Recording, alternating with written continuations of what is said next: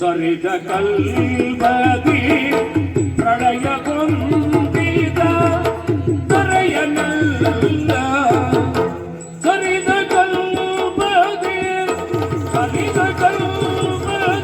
ಪ್ರಳಯ ಕೊಂದಿದ ತರೆಯನಲ್ಲ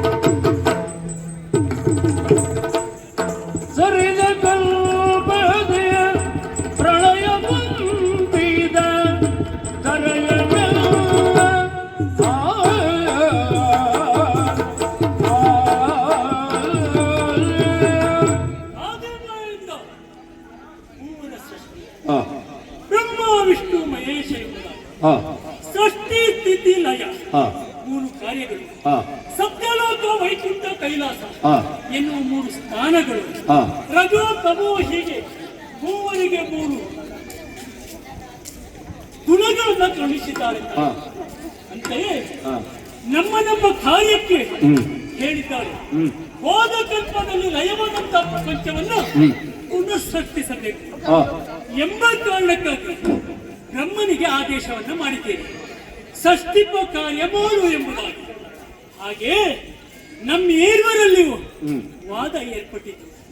ತಾನು ಹೇಳಿಯವ ತಾಯಿ ಮೊದಲು ನನ್ನನ್ನು ಕರೆದಿದ್ದು ಎಂಬ ಕಾರಣಕ್ಕಾಗಿ ನಾನು ಶ್ರೇಷ್ಠ, ನಾನು ಹೇಳಿದಂತೆ ನೀವೆಲ್ಲ ಕೇಳಬೇಕು ಎಂಬುದಾಗಿ ವಾದವೇ ನಡೆದು ಹೋಯಿತು. ಆಗ ನಮ್ಮಲ್ಲಿ ಒಂದು ತೀರ್ಮಾನಕ್ಕೆ ಬಂದಿದೆ.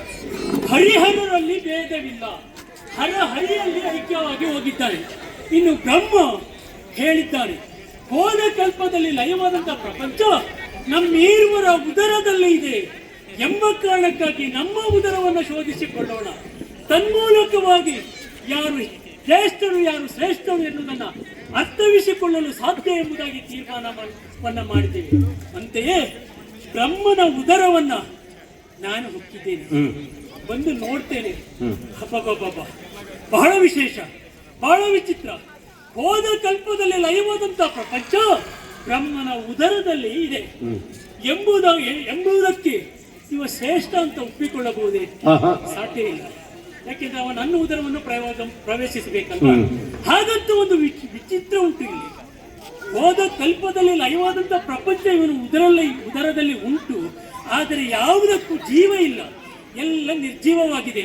ಮತ್ತೆ ಕನಕಮಯದಿಂದ ಕಂಗೊಳಿಸುತ್ತಾ ಇದ್ದಾನೆ. ಹಾಗಾದ್ರೆ ಹೋಗಿ ವಿಚಾರ ಅವನಿಗೆ ಹೇಳಬೇಕಲ್ವಾ? ನೇರವಾಗಿ ಹೋಗಿ